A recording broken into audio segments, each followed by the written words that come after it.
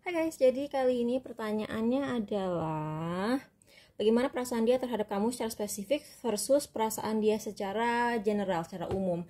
Jadi misalnya ayang kamu lagi uring-uringan gitu. Dia tuh sebenarnya uring-uringannya tuh sama siapa sih? Sama kamu atau dia punya masalah di luar hubungan kamu yang bikin dia merasa terganggu. Jadi kan kadang-kadang kita nggak harus kayak menyerap semuanya tuh secara personal gitu, ngerti nggak? Jadi kayak ya udah gitu, dia uring-uringan aja tapi sebenarnya nggak ada hubungannya sama kamu gitu. Bagaimana perasaan dia secara umum? Jadi yang sebelah sini perasaan dia secara umum ya, yang sebelah sini perasaan dia tentang kamu. Atau bisa juga ada kasus dimana hubungan dia sama kamu itu sangat intens sehingga apapun yang dia rasakan tentang kamu itu kayak berefek terhadap perasaan dia secara umum. Ada kan, kayak kalian pasti pernah deh punya bos, terus dia kalau misalnya lagi berantem sama suami atau istrinya di rumah ya, dia kayak melampiaskan kemarahannya tuh ke kamu ya kan. Nah itu jadi kita pengen tahu ya, dua aja sama ini deh, aku pengen, ini salah satu topik favorit sih, ini salah satu topik favorit.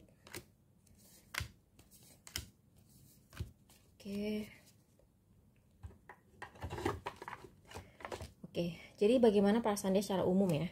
Perasaan dia secara umum, dia tuh lagi punya rencana secara umum, dia tuh lagi punya rencana mengambil dia tuh kayak ini kayaknya urusannya sama kerjaan atau bisnis.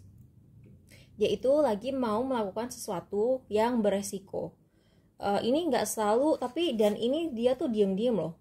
Aku nggak tahu dia cerita apa enggak gitu. Mungkin ayang kamu, pasangan kamu, dia lagi pengen start bisnis baru dan tanpa sepengetahuan kamu, dia tuh mungkin ngambil resiko yang cukup tinggi gitu.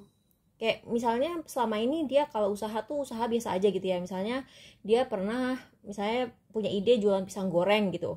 Atau dia pernah punya ide impor daun pisang gitu kan. Itu kan sesuatu yang resikonya nggak terlalu tinggi karena sudah terbukti bahwa warga negara Indonesia, warga 62 itu cinta sekali dengan pisang goreng.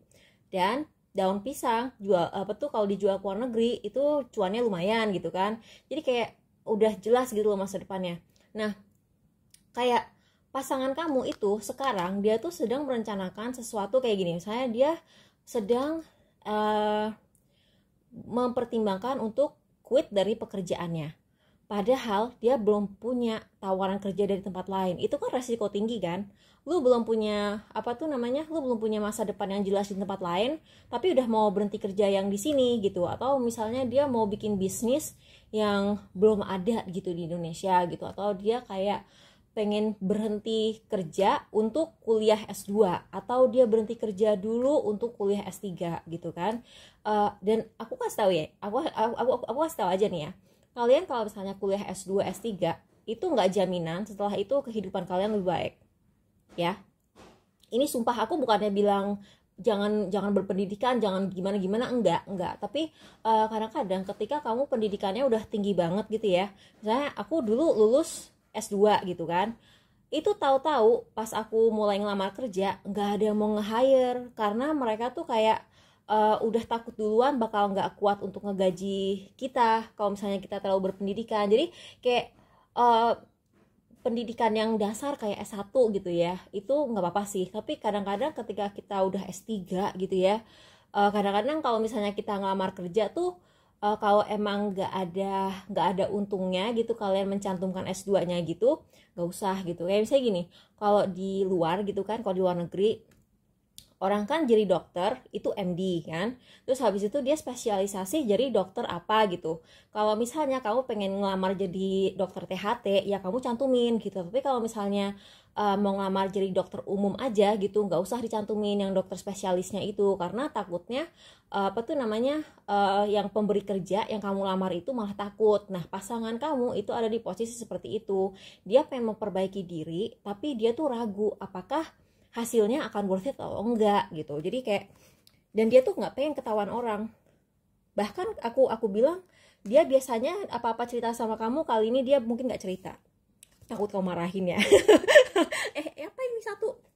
Storyteller, ability to experience and express life through stories and symbols. Tuh kan dia nggak cerita kayaknya, karena ini express life through stories and symbols. Jadi dia tuh kayak dia belum belak-belakan memperbicarakan hal ini sama kamu. Jadi kayaknya dia tuh sedang menyembunyikan sesuatu dari kamu sih.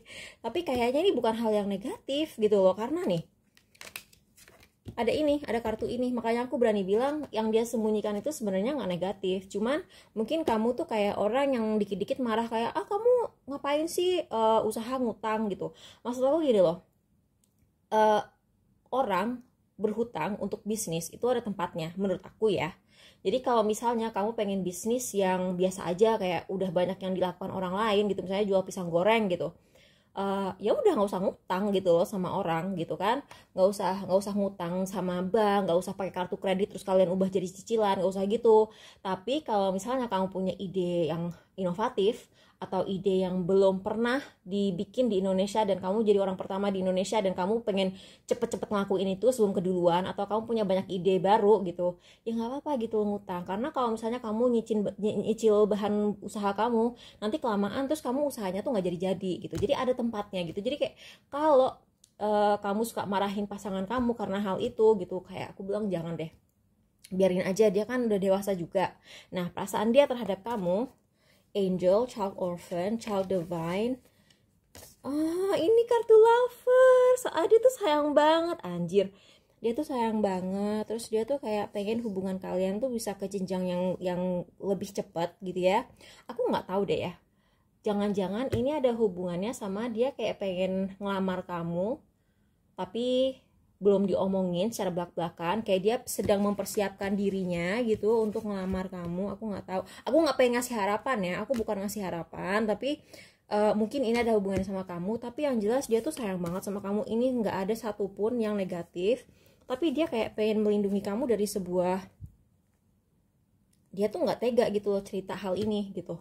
Aku nggak tahu apakah dia pengen nerusin S2 atau S3 di luar negeri, terus dia kayak nggak tega ninggalin kamu, atau bilang yang kita LDR dulu ya sebentar aku S2 gitu. Itu kan ngeselin banget kan gitu kan. Atau misalnya aku nggak tahu deh, dia tuh kayak pengen melakukan sesuatu, dia belum bilang sama kamu, tapi dia tuh melakukannya tuh aku untuk beberapa dari kalian mungkin ini dia lakukan atas dasar kasih sayang dia sama kamu. Misalnya dia kayak pengen menstabilkan hidupnya supaya kalian bisa cepet-cepet nikah, itu bisa gitu ya.